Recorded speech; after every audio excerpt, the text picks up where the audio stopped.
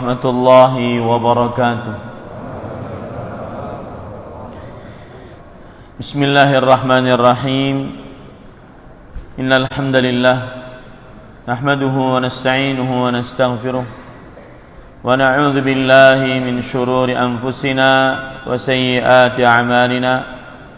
Man yahdihillahu fala mudilla lahu wa man yudlil fala hadiya lahu.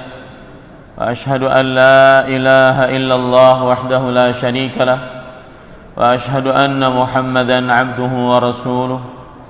Ya ayyuhalladzina amanu taqullaha haqqa tuqatih wa la tamutunna illa wa antum muslimun.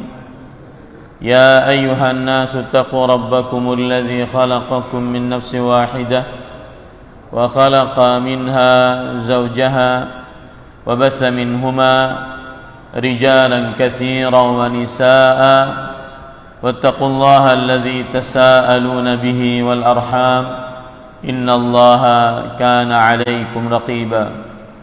يا أيها الذين آمنوا اتقوا الله وقولوا قولا سديدا يصلح لكم أعمالكم ويغفر لكم ذنوبكم ومن يطع الله ورسوله فقد فاز فوزا عظيما. أما بعد فإن أصدق الحديث كتاب الله وأحسن الهدي هدي محمد صلى الله عليه وعلى آله وسلم وشر الأمور محدثاتها وكل محدثة بدعة وكل بدعة ضلالة وكل ضلالة في النار.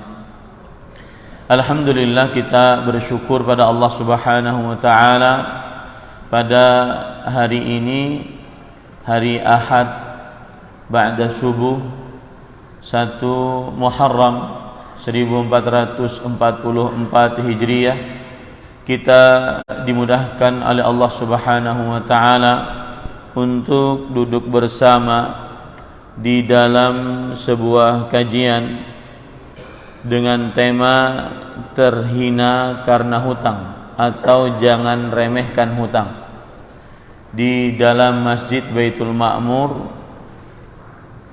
Kota Denpasar, Provinsi Bali.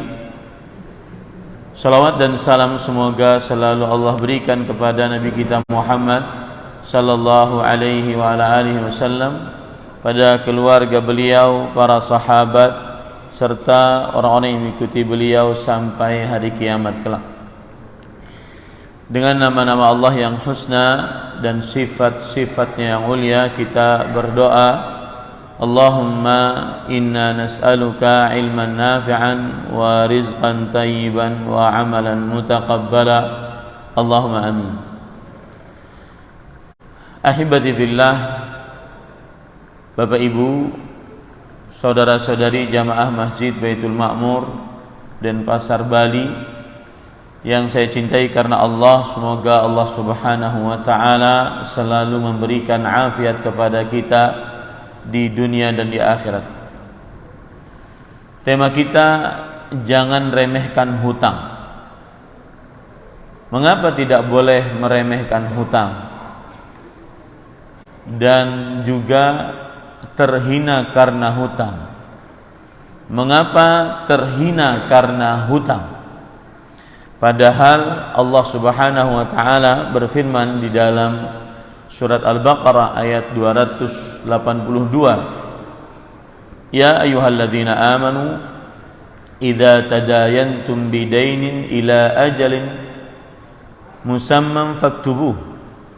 Wahai orang-orang yang beriman, jika kalian berhutang dengan sebuah hutang pada batas waktu yang telah ditentukan, maka tulislah.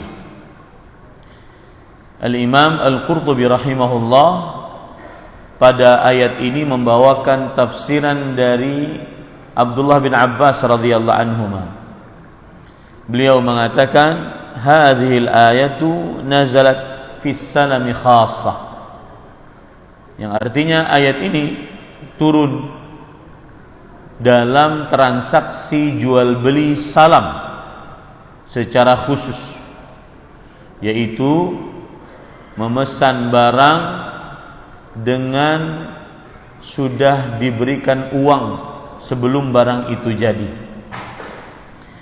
Thumma hiya tatanawalu jami'ul mudayanat ijma'an. Lalu kemudian ayat ini mengandung bolehnya seluruh jenis hutang dengan ijma' para ulama rahimahumullahu ta'ala. Mengapa terhina karena hutang? Jangan remehkan hutang, padahal dia boleh dalam agama Islam. Al-Syekh Al-Allamah Abdurrahman bin Nasir As-Sa'di rahimahullah yang mempunyai tafsir As-Sa'di, beliau mengatakan pada ayat ini, hadhihi ayatud dain, ini adalah ayat hutang, wa annahu tajuzu jami'u anwa'il mudayanat min salamin wa ghairi, dan bahwasanya ayat ini menunjukkan bolehnya berhutang dengan seluruh macam jenis hutang. Kemudian Al-Imam Muhammad bin Shalih Al-Utsaimin rahimahullah juga mengatakan dengan nada yang sama. Beliau mengatakan wa min fawaidil ayah jawazud dain liqaulihi ta'ala tadayantum bidain. Termasuk dari faedah ayat adalah bolehnya berhutang, karena Allah berfirman idza tadayantum bidain, jika kalian berhutang dengan sebuah hutang. Nah, terhina karena hutang yang akhirnya kita tidak boleh meremehkan hutang karena beberapa sebab. Perkara hutang sangat diagungkan oleh Rasulullah sallallahu alaihi wasallam. Sampai-sampai di awal-awal pensyariatan Islam, Rasulullah sallallahu alaihi wasallam jika ada yang berhutang dan mati dalam menanggung hutang, beliau tidak mau menyalati jenazah orang tersebut, sebagaimana dalam hadis yang diriwayatkan oleh Imam Bukhari dari Salamah bin Al-Aqwa radhiyallahu anhu, bahwa anna Nabiy sallallahu alaihi wasallam utiya bi janazah liyusalli 'alaiha. Nabi Muhammad SAW didatangkan jenazah agar beliau mensolati jenazah tersebut. Lalu Nabi pasti bertanya, hal alaihi min dain, apakah jenazah ini punya tanggungan hutang? Qalu la, para sahabat menjawab tidak.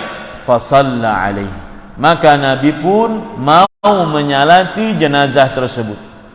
Thumma utiya bi janazatin ukhra, lalu didatangkan dengan jenazah yang lain. Lalu tetap beliau bertanya, hal alaihi min dain, apakah jenazah ini mempunyai tanggungan hutang? Qalu na'am, iya wahai Rasulullah. Kemudian Rasul sallallahu alaihi wasallam mengatakan, sallu ala sahibikum, salatlah, salati jenazah kalian. Beliau tidak menyalati jenazah yang mati dan menanggung hutang. Saat itu ada sahabat Nabi Qatadah, Abu Qatadah Al-Ansari radhiyallahu anhu. Beliau mengatakan, alayya dainuhu ya Rasulullah, wahai Rasulullah, hutangnya aku yang menanggung, ayo salati jenazah tersebut. Fasalla alaihi, lalu baru Nabi Muhammad sallallahu alaihi wasallam mensolati jenazah tersebut. Ini menunjukkan beratnya perkara hutang. Awal-awal syariat Islam, Nabi Muhammad sallallahu alaihi wasallam tidak mensolati jenazah yang membawa tanggungan hutang. Memang di akhirnya Rasul sallallahu alaihi wasallam nanti beliau tetap mensolatinya, dan beliau mengatakan bahwa ana aula bil mu'minina min anfusihim, faman tuwfiya minal mu'minin fataraka dainan fa alayya qada'uhu wa man taraka malan faliwarathatihi. Aku orang yang paling berhak untuk menolong orang-orang beriman. Siapa dari kaum mukminin yang meninggalkan hutang, maka aku yang melunasinya. Siapa yang meninggalkan harta, maka harta tersebut wajib dibayar oleh ahli waris. Tapi bagaimanapun di awal syariat Islam, Rasul sallallahu alaihi wa ala alihi wasallam tidak menyalati jenazah seorang yang menanggung hutang, membawa hutang. Kemudian yang kedua, beratnya perkara hutang, makanya jangan sampai diremehkan, yaitu Rasul sallallahu alaihi wasallam berdoa minta perlindungan kepada Allah agar tidak terlilit hutang, dan doanya banyak. Doanya banyak.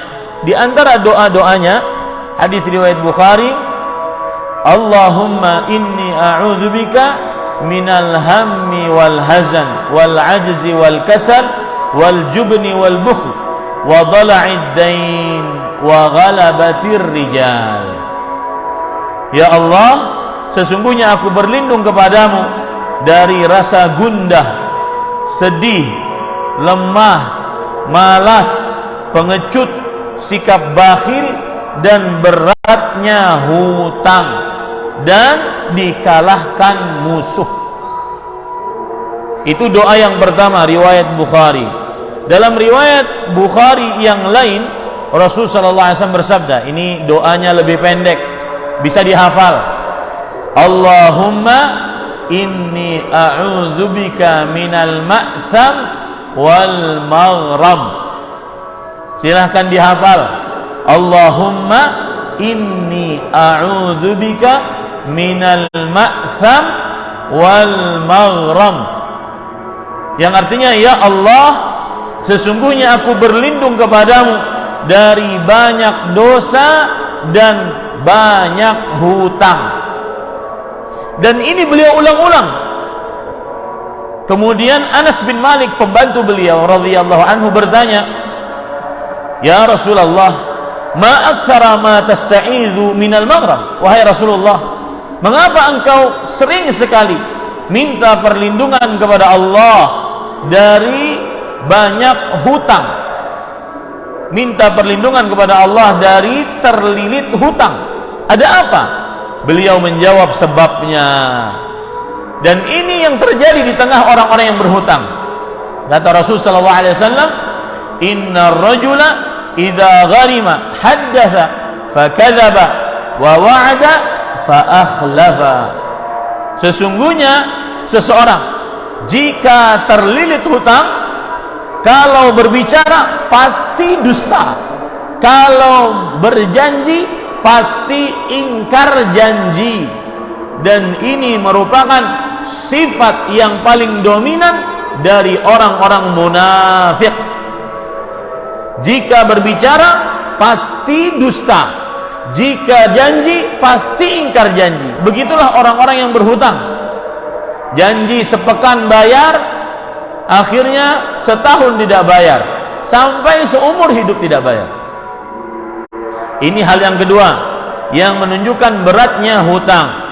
Makanya jangan remehkan hutang. Kemudian hal yang ketiga, para ikhwan yang dirahmati oleh Allah Subhanahu wa taala, beratnya hutang dan jangan remehkan hutang, ancaman-ancaman di akhirat. Sangat berat ancamannya. Yang pertama, seorang yang berhutang ditahan dari masuk surga. Seorang yang berhutang ditahan dari masuk surga. Dalam hadis riwayat Imam Tirmidzi dari Abu Hurairah radhiyallahu anhu, Rasul sallallahu alaihi wasallam bersabda, "Nafsul mu'min mu'allaqatun bidainihi hatta yuqba'an." Nyawa, ruh seorang yang beriman tergantung dengan hutangnya sampai dilunasi hutangnya. Makanya kita setuju kalau seandainya ada jenazah mau disolati, atau setelah disolati keluarga berdiri, kami dari keluarga si mayit maka mengatakan bahwa jika ada yang mempunyai tanggungan hutang piutang dengan si mayit, agar menghubungi keluarga. Ini untuk menyelamatkan si mayit. Karena ruhnya mayit tertahan sampai dilunasi hutang tersebut. Imam As-Suyuti rahimahullahu ta'ala, sebagaimana disebutkan di dalam kitab Tuhfatul Ahwazi, berkata, yang dimaksud dengan tertahan adalah mahbusatun an maqamihal karim. Ruh tersebut akan tertahan, tidak akan mendapatkan tempat yang mulia di sisi Allah. Satu, Imam Al-Iraqi rahimahullah, ulama ahli hadis bermadzhab Syafi'i, beliau mengatakan amruha mauqufun la hukma laha binajah wala halak. Orang ini tidak ada nasibnya, tidak dikatakan selamat masuk surga, tidak dikatakan sengsara masuk neraka, tidak dikatakan selamat dari siksa kubur, tidak dikatakan selamat mendapatkan nikmat kubur. Tidak ada nasib sampai dilunasi hutangnya. Tidak ada nasib sampai dilunasi hutangnya. Ini perkara yang ketiga. Yang pertama, bahwa orang yang berhutang dan mati membawa hutang belum dibayar, maka tertahan dari masuk surga. Mungkin dia ahli ibadah, ahli sholat di masjid, ahli puasa sunnah, ahli sedekah, tetapi ternyata bawa hutang. Ini menjadikan dia tertahan. Kemudian ahibati fillah, afanillahu wa iyyakum, ancaman siksa di akhirat yang kedua adalah orang ini tidak diampuni dosanya. Dan ini penting sekali. Perhatikan hadis riwayat Muslim dari Abdullah bin Amr bin As radhiyallahu anhuma, yughfaru lisyahid kullu dzambin illa ad-dain. Akan diampuni untuk orang yang mati syahid setiap dosanya kecuali hutang. Bayangkan, jihad yang menyebabkan orang kalau mati di dalamnya dia mati syahid. Jihad itu adalah dzirwatu sanamil Islam, amalan yang paling puncak dalam Islam. Jika mati syahid, tapi berhadapan dengan hutang, tidak ada manfaatnya. Di sini ada penjelasan yang menarik dari Imam An-Nawawi rahimahullah. Perhatikan baik-baik. Yang ahli ibadah, yang ahli puasa sunnah, ahli tahajud, hafal Quran, tapi banyak tabiat, banyak tanggungan dengan orang lain, hati-hati. Apalagi nyawa tidak berbau, umur kematian tidak berbau, hati-hati. Imam An-Nawawi mengatakan, perhatikan, kata beliau, fafihi tanbihun, di dalam hadis tadi terdapat peringatan keras ala jami'i huquqil adamiyyin, atas wajibnya memperhatikan hak-hak antar sesama manusia. Mungkin dia haknya dengan Allah selesai urusan, ahli ibadah, tapi lihat hak-hak antar sesama manusia. Annal jihada wasyahadata wa ghairahuma min a'malil bir la yukaffir huquqal adamiyyin. Jihad, mati syahid, dan selain dari keduanya dari amalan-amalan kebajikan, tidak menghapuskan dosa hak-hak antar sesama manusia. Maksudnya apa? Gini Pak, kalau kita berhutang tidak bisa kita bayar dengan astagfirullah, astagfirullah, astagfirullah. Bayar ente, astagfirullah, astagfirullah, astagfirullah. Bayarnya dengan uang yang kita berhutang, bukan dengan istighfar. Hutang tidak bisa diistighfari. Catat itu baik-baik. Hutang tidak bisa diistighfari. Hutang dibayar. Maka di sini letak beratnya perkara hutang. Makanya meskipun dia mubah, halal berhutang, tapi jangan pernah remehkan hutang. Mengapa? Karena hutang tadi menyebabkan ancaman-ancaman di akhirat, tidak ditahan dari masuk surga, tidak diampuni dosa hutangnya. Kemudian nanti di akhirat, ini penting nih, nanti di akhirat Orang yang belum selesai urusan hutangnya pasti berhadapan. Pasti. Misalkan ada orang berhutang, lalu dia belum bayar. Di dunia dia sudah berusaha bayar. Ustaz, saya sudah berhutang, Ustaz, saya berhutang, Ustaz. Saya cari orang yang menghutangi saya. Katanya ada di Bali. Saya pergi dari Kalimantan ke Bali, nggak dapat, Ustaz. Saya cari-cari, ternyata dia pergi ke Papua. Saya cari di Papua, saya cari kontaknya, saya cari informasinya, nggak dapat. Saya datang ke sana, katanya dia pergi ke Afrika. Cari lagi ke Afrika tuh.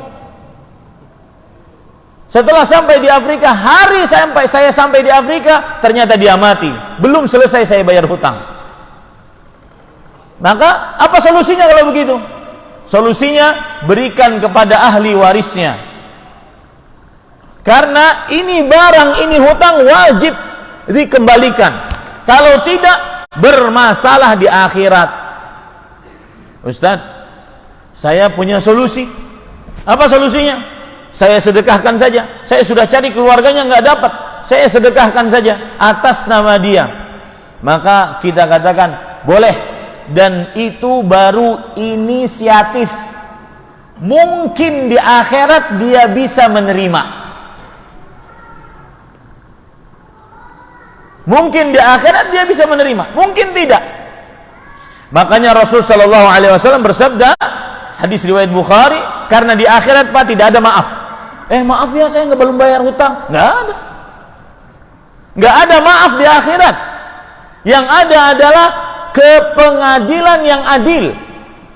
Yang berbuat zalim, berhutang belum bayar, bayar dengan pahalanya. Kalau belum selesai bayar dengan pahalanya, yang terzalimi, yang kita berhutang kepadanya, maka ditransferkan dosa-dosanya. Begitu sistem pembayaran di akhirat. Makanya di dunia cuma ada dua, bayar atau minta halal. Segera mungkin, karena umur tidak berbau. Rasul sallallahu alaihi wasallam bersabda dalam hadis riwayat Bukhari dari Abu Hurairah radhiyallahu anhu, "Man kanat lahu madlamatun li ahadin min ardhihi aw shay'in falyatahallal minhu al-yawm qabla an la yakuna dinar wala dirham. In kana lahu 'amalun salih ukhidha minhu biqadri madlamatihi wa in lam takun lahu hasanat ukhidha min sayyiati sahibihi fahumila alaihi." Artinya, barang siapa yang mempunyai kezaliman terhadap saudaranya atau kehormatannya atau perihal apapun darinya, maka hendaklah ia minta halal darinya hari ini. Nah, urusan minta halal, Pak, minta halal. Waktu SMA suka nyuri di warung, di toko sama Pak Haji, maka minta halal. Kalau tidak bermasalah dengan Pak Haji di akhirat. Ustaz, gimana minta halalnya? Datang ke Pak Haji. Pak Haji, saya waktu SMA setiap hari ngambil coklatnya Pak Haji di warung. Maka kata si Pak Haji, wah, berapa kali tuh diambil coklatnya? Setiap hari pokoknya. Berarti 360 kali 3. Kata Pak Haji, saya halalkan tapi kamu bayar. Kalau nggak bayar saya panggil polisi. Lumayan setiap hari. Makanya sebagian membolehkan minta halalnya secara umum. Pak Haji, kita saling menghalalkan ya. Kata Pak Haji, ada apa nih? Pokoknya Pak Haji halalin aja deh, selesai urusan kita. Kata Pak Haji, ya boleh saya halin. Alhamdulillah, itu boleh secara umum. Jikalau dikira nantinya kalau kita minta halalnya secara rinci bermasalah, bisa dimaklumi ini. Falat hal minhul yawm, minta halal hari ini, sekarang juga, sebelum nanti tidak ada emas dan perak, tidak ada uang harta untuk bayar. Tetapi yang ada apa? Jika ia mempunyai amal saleh, diambil amal salehnya untuk bayar hutangnya atau kezalimannya. Jika dia tidak punya amal saleh, diambil dosa orang yang dia zalimi, kemudian diberikan kepadanya. Ini yang membuat akhirnya kita harus hati-hati. Kemudian terakhir, para ikhwan yang dirahmati oleh Allah Subhanahu wa taala, perkataan para ulama tentang buruknya hutang. Perhatikan perkataan dari Umar bin Khattab radhiyallahu anhu. Disebutkan perkataan beliau ini dalam kitab Al-Aqdul Farid. Umar bin Khattab ra'a rajulan mutaqanni'an. Beliau melihat seorang lelaki memakai surban seperti tinggal kelihatan matanya saja, mutaqanni'. Surban dia tutupi seluruh rambut kepalanya, wajahnya hanya kelihatan matanya seperti ninja. Faqala lahu kana Luqmanul Hakim yaqul al-qina'u ribatun bil-lail wa dhullun bin-nahar. Maka Umar bin Khattab berkata kepada lelaki tersebut, lelaki kalau memakai pakaian seperti ini, kata Luqman Al-Hakim, lelaki kalau memakai pakaian seperti ini, kalau di malam hari disangka maling, kalau di siang hari berarti ada sesuatu yang ingin dia sembunyikan sehingga dia tidak terhina. Maka lelaki yang memakai surban sehingga menutupi seluruh kepala dan wajahnya tersebut berkata, Inna Luqman al-Hakim lam yakun alaihi dain. Beritahukan kepada Umar, beritahukan kepada Luqman al-Hakim bahwa orang yang memakai pakaian seperti ini, dia memakainya karena dia punya hutang. Orang punya hutang itu, Pak, dhullun bin nahar wa hammun bil lail. Kata Umar bin Abdul Aziz, seorang tabi'i, Amirul Mukminin, siapa yang berhutang maka dia akan terhina di siang hari dan sengsara di malam hari, gelisah di malam hari, tidak bisa tidur karena hutangnya, terhina di siang hari. Bagaimana? Misalkan ada orang yang berhutang di sini, meskipun bapaknya yang berhutang menghadap saya, tapi yang menghutanginya di pojok sana, dia tahu. Orang yang menghutangi sangat dikenal oleh orang yang berhutang, ada baunya. Saya tidak mau hadir majelis kajian Ahad subuh di Masjid Baitul Ma'mur. Mengapa? Pasti ada Pak Haji yang menghutangi saya. Terhina di siang hari. Makanya saya bacakan perkataan Umar bin Abdul Aziz, seorang tabi'i, belajar langsung dari sahabat Rasul sallallahu alaihi wasallam, wafat pada tahun 101 Hijriah. Beliau mengatakan, usikum alla tudayinu, aku wasiatkan kalian agar tidak suka berhutang, walau labistumul aba'a, meskipun kalian hidupnya sulit. Apalagi di zaman sekarang, Pak, zaman media sosial, yang kita sangat terpengaruh dengan media sosial. Setiap hari yang ditampilkan di media sosial adalah sikap hedonisme. Sukses sama dengan kaya, kaya sama dengan sukses, meskipun tidak tahu agama. Calon-calon santri saya ketika mau mendaftar di pesantren ditanya, nah nanti kalau besar mau jadi apa? YouTuber. Kenapa, nak? Cuan, Ustaz, cuan. Itu anak-anak terpengaruh dengan media sosial, apalagi anak-anak lulusan COVID yang sekolahnya di rumah, sangat terkenal dengan media sosial. Begitu juga semua yang memiliki media sosial, healing, oi healing, kerja terus, kaya kagak, dituntut agar kaya, dituntut agar terlihat mewah, rumah megah, mobil mewah, harta bertumpuk ruah, padahal ngutang. Hati-hati, jangan suka berhutang meskipun hidupmu sulit. Mengapa? Kata Umar bin Abdul Aziz, fa inna dain dhullun bin nahar wa hammun bil lail. Karena hutang itu menghinakan di siang hari dan menyengsarakan di malam hari. Fada'u, tinggalkan hutang, taslam lakum aqdarukum, maka kalian akan terhormat, selamat kehormatan kalian. Orang tidak berhutang selamat meskipun miskin. Saya ulangi, orang yang tidak berhutang selamat kehormatannya. Wa aradakum wa tabqa lakumul hurmatu finnas ma baqitum. Tetap kalian terhormat di tengah-tengah manusia selama kalian hidup, karena kalian tidak punya hutang. Tetap kita akan terhormat, mempunyai wibawa di tengah manusia selama kita tidak mempunyai hutang. Maka hati-hati di zaman yang semua ingin terlihat mewah, terlihat kaya, harus punya rumah megah, mobil mewah, emas, perak. Saya pernah melihat seorang jualan soto, ibu-ibu. Dia buka ini lengannya, dia pakai emas dari mulai ujung pergelangan tangannya sampai siku, dia pakai semua. Subhanallah. Ya, hati-hati. Ya, kalau seandainya berhutang, maka berhutanglah untuk memang perkara yang sangat tidak mungkin harus terelak, tidak bisa terelakkan. Ini yang bisa saya sampaikan. Setengah jam materi, 15 menit pertanyaan tanya jawab. Silahkan jika ada yang ingin bertanya. Tidak terasa ya, setengah jam. Baik, terima kasih Ahmad terima kasih terkait dengan tema yaitu bicara hutang. Maka kita silakan Pak bisa ini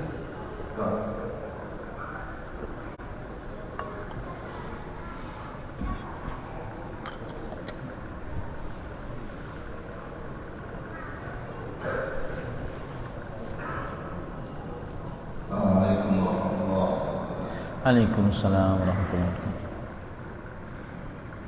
Banyak dikatakan bahwa janji adalah hutang. Apakah janji itu harus dilunasi juga? Dan kemudian kewajiban seorang yang berhutang adalah membayar. Bagaimana dengan kewajiban orang yang menghutang? Apakah dia juga wajib untuk menagih?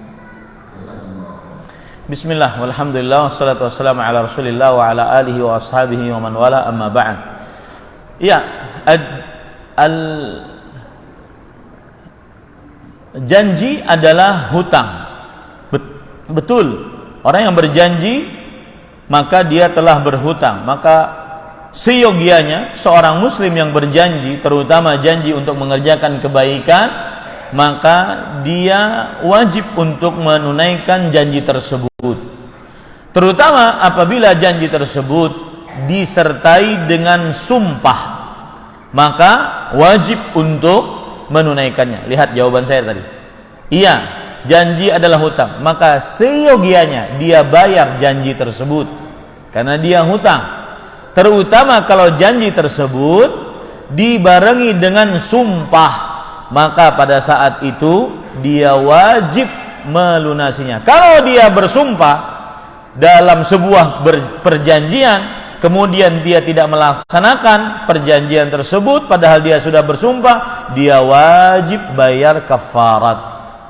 Dia wajib bayar kafarat. Adapun pertanyaan yang kedua adalah, apakah tugas orang yang menghutangi? Tugas orang yang menghutangi, satu, dia boleh, lihat jawaban saya, boleh untuk menagih. Karena para sahabat Nabi radhiyallahu anhu menagih hutang kepada Rasul sallallahu alaihi wasallam. Bahkan ada suara yang keras menagih hutang kepada Rasul sallallahu alaihi wasallam. Ya Rasulullah, iqdi 'anid dain. Wahai Rasulullah, lunasi hutangmu terhadapku. Para sahabat langsung mau menghukum orang tersebut, memenggal leher orang tersebut. Apa kata Rasul sallallahu alaihi wasallam? Da'u, biarkan dia. Fa inna li sahibil haqqi maqalan. Orang yang berhutang itu berhak untuk menagih. Makanya para ikhwah, ada perkataan menarik ini juga saya ingin sampaikan kepada Bapak Ibu yang suka berhutang. Perkataan menarik dari Syekh Abdul Karim Al-Khudair, seorang ulama besar di abad ini. Beliau masih hidup. Beliau mengatakan, perhatikan baik-baik. Qala ba'dul ulama annahu ma dakhala ad-dain fi qalbi rajul illa kharaja min aqlihi biqadri ma la ya'udu ilaih. Tidaklah masuk hutang ke dalam hati seseorang kecuali hilang akalnya sesuai dengan besarnya hutang pada dirinya. Hutang itu membuat orang tidak berakal. Ad-dain dhullun bila syak. Hutang kehinaan tanpa ada keraguan. Wadainu sahibun ma'ruf alaik. Orang yang menghutangi, orang yang paling dikenal oleh orang yang berhutang. Walau rafa'a sautahu alaik law adzaka ma ahadun yalumuh. Kalau seandainya orang yang menghutangi mengangkat suaranya terhadapmu yang berhutang. Nih ada yang menghutangi, ada yang berhutang. Yang menghutangi ini ngangkat suaranya, maka tidak ada orang yang akan mencela orang ini, karena dia sedang menagih haknya. Dia sedang menagih haknya.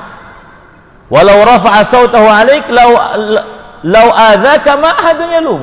Kalau seandainya yang berhutang mengangkat suaranya terhadap orang yang menghutangi dan mencela orang yang berhutang, maka tidak ada seorang pun yang mencela orang yang menghutangi ini. Ta'ridu nafsaka lil ihanah.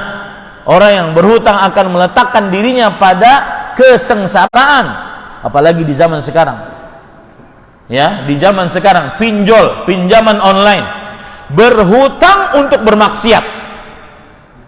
Hutang 1 juta 2 juta untuk masuk klub malam, hutang 1 juta 2 juta untuk main wanita, hutang 1 juta 2 juta untuk minum khamar. Ini lebih parah lagi. Ta'ridu nafsaka ahyanan lil hijr. Sudah dihinakan, maka kemudian terkena hukum hajar. Apa itu hukum hajar? Yaitu orang yang berhutang tidak bisa bayar, maka gaji-gaji dan harta-harta yang saya miliki akan dikuasai oleh pemerintah agar saya bisa bayar hutang. Rendah sekali orang yang berhutang. Ta'ridu nafsaka ahyanan lis-sijni wat ta'dib. Orang yang berhutang kadang-kadang dia masuk penjara, kadang-kadang dihukum. Fa mithlu hadzal insan fi ghunyatin anhu wallahu musta'an. Orang yang seperti ini tidak perlu kita berbuat sepertinya. Semoga Allah Subhanahu wa taala menolong kita. Intinya, orang yang menghutangi boleh untuk menagih. Nah, sisanya saya tidak akan menjelaskan. Kenapa? Karena ceramah saya nanti tidak akan membekas di dalam hati bapak-bapak bahwa jangan beremeh-remeh untuk berhutang. Ya. Kalau saya jawab sisanya adab-adab orang menghutangi, nanti bias kajian saya. Paham nggak maksud saya? Ya, biarkan itu saja. Yang jelas orang yang menghutangi berhak menagih. Adapun adab-adab orang yang menghutangi, indahnya orang menghutangi, kapan saya datang lagi ke Baitul Ma'mur saya akan jelaskan. Karena nanti bias kajian saya. Ya, bias kajian saya akan meremehkan hutang orang. Nah, silakan yang lain. Baik, nanti yang kedua silakan di kesempatan yang akan datang, mudah-mudahan Allah SWT masih memberikan kesehatan kepada kita. Amin, amin. Baik, pertanyaan yang kedua silakan.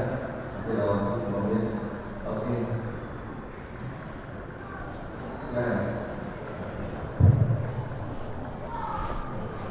Bismillahirrahmanirrahim. Assalamualaikum warahmatullahi wabarakatuh. Waalaikumsalam. Pertanyaan saya, selama ini kan termaktub bahwa kalau kita berhutang itu seolah-olah hal yang biasa karena umum dilakukan, terutama hutang untuk usaha karena lebih banyak yang melakukan. Itu kira-kira bagaimana? Waalaikumsalam warahmatullahi wabarakatuh. Kembali ke hukum asal, sebagaimana kita katakan bahwa tajuzu jami'u anwa'il mudayanat. Boleh berhutang dengan segala macam bentuknya, asalkan tidak riba. Boleh berhutang untuk modal usaha, boleh berhutang untuk nikah, boleh berhutang untuk berkurban, boleh. Ya, boleh, asalkan mampu bayar. Tetapi tidak dianjurkan berhutang untuk umrah, berhutang untuk haji. Kenapa? Karena Allah berfirman, "Walillahi 'alan nasi hajjul bait man istata'a ilaihi sabila." Manusia mempunyai kewajiban terhadap Allah berhaji ke Baitullah bagi siapa yang sanggup. Allah tidak memaksa, siapa yang sanggup saja. Maka tidak dianjurkan untuk berhutang untuk berhaji ataupun berumrah, apalagi hutangnya riba. seperti yang terjadi sekarang, dana talangan haji, itu riba. Maka boleh berhutang, asal hukumnya boleh berhutang. Yang dimaksud tadi dari kajian saya tadi, 4 perkara mengapa jangan pernah meremehkan hutang. Yang pertama, Rasul sallallahu alaihi wasallam tidak mau menyelati orang-orang yang berhutang dan mati di atas hutang. Kemudian yang kedua, Rasul sallallahu alaihi wasallam minta perlindungan dari hutang. Apa doanya tadi? Allahumma inni a'udzubika minal ma'tham wal maghram. Hafal itu baik-baik. Baca, boleh dibaca saat sujud, boleh dibaca sebelum salam. Allahumma inni a'udzubika minal ma'tham wal maghram. Dan berdoa di dalam salat lebih utama dibandingkan berdoa di luar salat. Kemudian yang ketiga, yaitu ancaman-ancaman di akhirat bagi orang yang berhutang. Maka boleh orang berhutang asalkan jangan meremehkan hutang. Jangan keperluan yang tidak sangat penting dia berhutang. Apalagi berhutangnya hanya ingin menghabiskan harta orang. Man akhadha amwalan nas yuridu adaaha addallahu an, wa man akhadha amwalan nasi yuridu itlafa atlafahu Allah. Siapa yang ngambil harta orang untuk berhutang, ingin dia berniat untuk melunasinya, maka Allah akan mudahkan dia untuk melunasinya. Siapa yang mengambil harta orang berhutang tetapi ingin sudah dari awal, nggak bayar saya, nggak akan saya bayar. Sama tuh yang kasus-kasus pinjol, nggak bayar saya, kan cuma fotokopi KTP doang, cekrek, habis itu sulit dicari, ganti handphone selesai urusan, ganti nomor handphone selesai urusan. Ini maka Allah akan hancurkan kehidupannya. Hati-hati itu. Jadi dalam pinjol, kasus-kasus pinjol ini ada 2. Dia riba. Yang kedua, jika tidak ingin melunasi, hanya sekedar ingin ngambil duit orang, maka hancur kehidupannya. Hati-hati. Saya sering mengumumkan sekarang di tengah kaum muslimin, perhatikan baik-baik konsep hidup, al-barakah ma'at ta'ah wal khasarah ma'al ma'siyah. Keberkahan beserta ketaatan. Yang taat pasti berkah hidupnya. Dan ini sulit dimasukkan dalam akal, hanya bisa diimani dalam hati.